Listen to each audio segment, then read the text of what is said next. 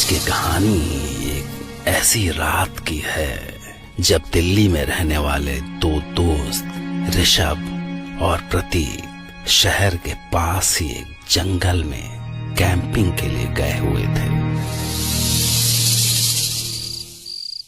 मैं और प्रतीक best friends थे। हम बचपन से साथ थे। वो मेरे घर के पास ही रहता था। हमने स्कूल कॉलेज सब कुछ साथ ही किया। शायद ही एक दूसरे के बारे में कोई ऐसी बात है जो हमें पता ना हो। हम साथ में काफी ट्रिप्स पर जाते थे। We loved nature. तो हम ट्रैकिंग कैंपिंग सफारीज पर जाते रहते थे। उन दिनों भी हम दिल्ली से थोड़ा दूर हिमाचल के जंगलों में कैंपिंग करने गए हुए थे। वैसे तो मार्च में बारिश होती नहीं, पर उस रात अचानक से बारिश शुरू हो गई। यार तुझसे बोला था कि टरपोलिन रख ले, पर तू सुनता ही नहीं है। अब क्या करेंगे? यहाँ तो कहीं छुपने की जगह भी नहीं है। तूने कब बोला था? और मुझे क्या पता था मार्च में बारिश हो जाएगी। हाँ, बारिश जैसे तुझे बता के होगी ना। तो तुझे पता था तो तू ही रख लेता। अब क्या करे? यहाँ तो रात भर बारिश में हालत खराब हो जाएगी। चल काम करते हैं, थोड़ा आसपास देखते हैं, शायद कहीं कोई जगह मिल जाए। चल उधर चलते हैं। हाँ, और कोई रास्ता भी तो नहीं है। प्रतीक वो देख, वहां कुछ है। तुझे वो लाइट नजर आ रही है? कहाँ? मुझे कुछ नजर नहीं आ रहा है। अरे वो वहां देख, वहां सामने, वहां। अब इधर आ। अरे इधर आ ना। वहां देख, सामने, एकदम सामने, वहां। हाँ, कुछ तो है। किसी का घर लग रहा है। चल वहां चलते हैं, जल्दी चल। चल हाथ दे। चल वहां चल के पूछते हैं। आजा, भाग। हमें दूर एक घर में एक बल्ब की लाइट दिखी। हमने सोचा कि इस बारिश से तो बेहतर है कि कहीं बस रात गुजारने के लिए जगह मिल जाए। सवेरे हम निकल जाएंगे। हमारा टेंट और बाकी सामान गीला हो चुका था। उस लाइट को फॉलो करते हुए हम उस घर तक पहुंचे। घर काफी पुराना था और डरावना भी। हमें एक बार लगा कि अंदर जाना चाहिए या नहीं, पर हमारे पास दूसरा और कोई चारा भी तो नहीं था। क्या कहता है, अंदर चले? अब और क्या कर सकते हैं इस बारिश में। हमने थोड़ा डरते हुए दरवाजा खटखटाया। कुछ देर कोई नहीं आया। हमने फिर से खटखटाया। इस बार भी कोई नहीं आया। बारिश तेज हो रही थी। हमें कुछ समझ नहीं आ रहा था कि हम क्या करें। हमने सोचा कि ऐसे कोई दरवाजा नहीं खोलेगा। हम वापस जाने के लिए मुड़ने ही वाले थे कि तभी दरवाजा खुलने की आवाज आई। एक लगभग 70 साल का आदमी दरवाजे पे खड़ा था। नमस्ते अंकल। वो हम दोनों जंगल में कैंपिंग करने को आए थे। अचानक से बारिश शुरू हो गई और अब हमारे पास कोई जगह नहीं है। तो अंकल, क्या हम बस रात भर के लिए आपके घर में रुक सकते हैं? सवेरे होते ही हम चले जाएंगे। नाम क्या है तुम्हारा? जी मैं ऋषभ और ये प्रतीक। आ जाओ, अंदर आ जाओ। Thank you uncle. Thank you uncle. हम घर के अंदर आ गए। घर बहुत अजीब था। लग रहा था जैसे कई सालों से यहाँ कोई रहा ही ना हो। सब चीजें पुरानी थी, काफी पुरानी। ना जाने घर में कब से सफाई ही नहीं हुई थी। घर में काफी अंधेरा भी था। सिर्फ एक छोटा सा बल्ब बीच में जल रहा था। मुझे और प्रतीक दोनों को डर लग रहा था और इसीलिए हम एक दूसरे के साथ ही चल रहे थे।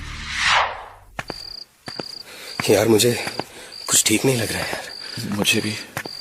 डरने की कोई जरूरत नहीं।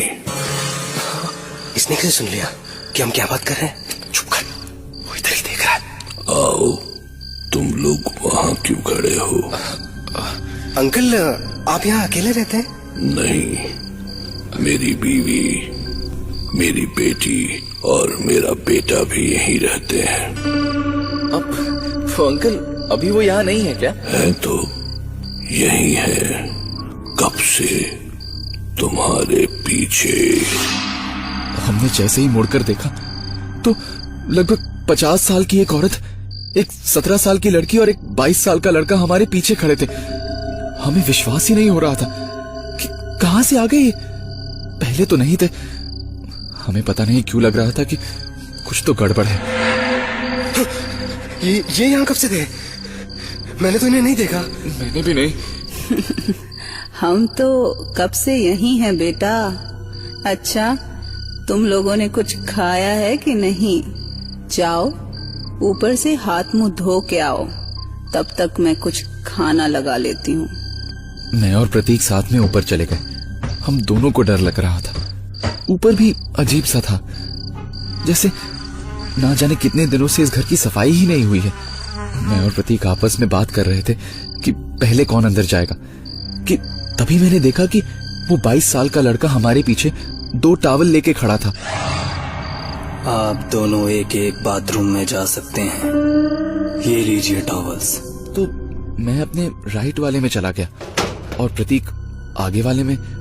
अंदर काफी अंधेरा था, कुछ भी दिखाई नहीं दे रहा था कि तभी अचानक से मेरा पैर किसी रॉड जैसी चीज पर पड़ गया और मैं गिर गया।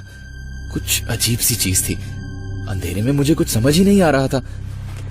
मैंने अपना मोबाइल निकाला और जैसे ही मैंने अपने मोबाइल की लाइट जलाई तो मैंने देखा कि उस कमरे में 5-6 इंसानों के कंकाल और हड्डियां बिखरी पड़ी थी। मैं चीखते हुए कमरे से बाहर आ गया। प्रतीक! प्रतीक! मेरी चीख सुनकर प्रतीक भी बाहर आ गया और वो 22 साल का लड़का भी। क्या हुआ? प्रतीक! प्रतीक! वो अंदर क्या हुआ? अंदर ऐसा कुछ- क्या है अंदर? प्रतीक! प्रतीक! ये जगह, यहाँ कुछ। अंदर अंदर तो कुछ भी नहीं है। हटो, मेरे पास से हटो, मेरे पास मत आना। देखो, ओ प्रतीक! ओहो, क्या हुआ? रुक रुक, मैं देख कर आता हूँ। मुझे बहुत ज्यादा डर लग रहा था कि तभी प्रतीक अंदर देखकर आया और बोला कि वहां कुछ भी नहीं है। उसने कहा, क्या ऐसा देख लिया तूने? उसने मुझे फिर से अंदर चलने को कहा, लेकिन मैंने मना कर दिया। मेरी हिम्मत ही नहीं हो रही थी वापस अंदर जाने की। हम नीचे डिनर करने गए। मुझे बहुत ज्यादा डर लग रहा था। मैंने प्रतीक से कहा, सुन, हम यहां से चलते हैं यार। मुझे यहाँ कुछ ठीक नहीं लग रहा। कैसी बातें कर रहा है? बाहर इतनी बारिश हो रही है, कहाँ जाएंगे? रात को यहीं रुक जाते हैं। तुझे डर नहीं लग रहा क्या? नहीं, डरने की क्या बात है? प्रतीक का सारा डर अचानक से कहां गायब हो गया था, मैं समझ ही नहीं पा रहा था। खाना भी मुझसे खाया नहीं गया। वो क्या खाना था मैं आज तक समझ नहीं पाया हूं। उससे एक बहुत अजीब सी स्मेल आ रही थी। पर खाना खाते खाते मैंने जब टेबल के नीचे देखा तो उन अंकल के पैर कुछ अजीब से मुड़े हुए थे। उनमें कुछ एबनॉर्मल सा था। बाकी सबने जूते पहने थे तो मैं किसी और के पैर नोटिस नहीं कर पाया। बचपन की सारी डरावनी कहानियां मुझे याद आ रही थी। मैंने सोच लिया था कि अब हम यहां एक पल और नहीं रुकेंगे। मैं उठ गया और थोड़ा दूर जाकर मैंने प्रतीक को बुलाया।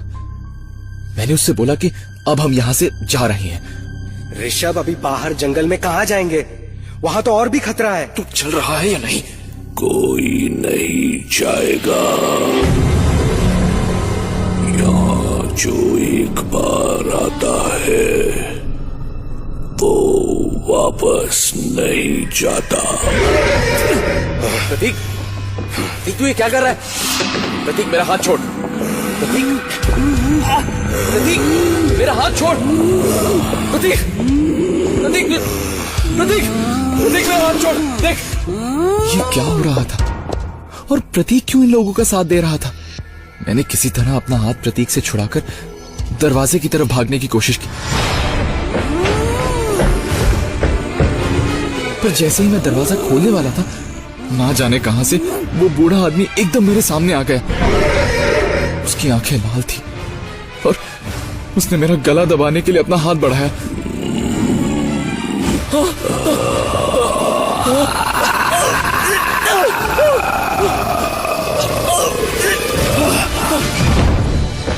मैं वापस घर के अंदर भागा। मैं जैसे ही हॉल के बीच में पहुंचा तो एक तरफ से वो लड़का और लड़की मेरी तरफ बढ़ रहे थे और पीछे से वो बूढ़ा आदमी। ये कौन थे, क्या थे, मुझे कुछ नहीं पता। सिर्फ इतना पता था कि वो लोग मुझे छोड़ेंगे नहीं। पर इन सब में प्रतीक कहाँ था, मुझे कुछ नहीं पता। वो ऐसा क्यों कर रहा था, ये भी नहीं पता। पर हाँ, इतना जरूर पता था कि वो भी शायद इन लोगों से मिल गया है और अपनी जान बचाने के लिए मुझे मारना चाहता है। मेरा अपना बचपन का दोस्त भी ऐसा कर सकता है? मैंने कभी सोचा नहीं था। अब मेरे पास भागने के लिए और कोई जगह नहीं थी। मैं चारों तरफ से घिर चुका था।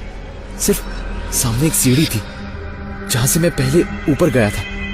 मैं सीधा सीढ़ी की तरफ भागा और ऊपर गया। वो तीनों मेरे पीछे आ रहे थे, पर जैसे ही मैं ऊपर गया तो मैंने देखा कि प्रतीक भी उतने ही गुस्से से मेरी तरफ बढ़ रहा है।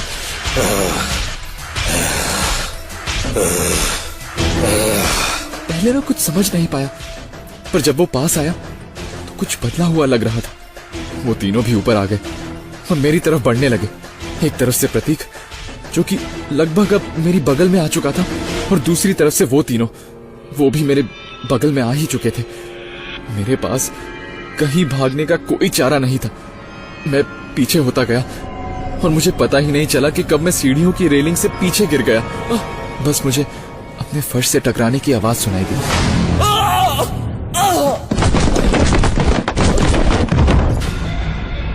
बंद होती आंखों से मैंने उन पांचों को ऊपर देखा।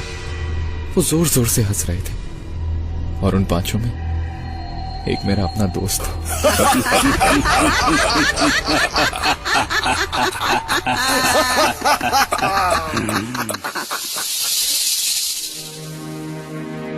पर दरअसल ये कहानी यहीं खत्म नहीं होती। इस कहानी का सबसे दिलचस्प पहलू तो अभी आपको बताना बाकी है। खुद ऋषभ के शब्दों में, अगले दिन जब उन्हें होश आया तो वो घर पे नहीं बल्कि उसी जंगल के पुराने कब्रिस्तान में थे, जिसमें कई सारी उजाड़ कब्रें थीं।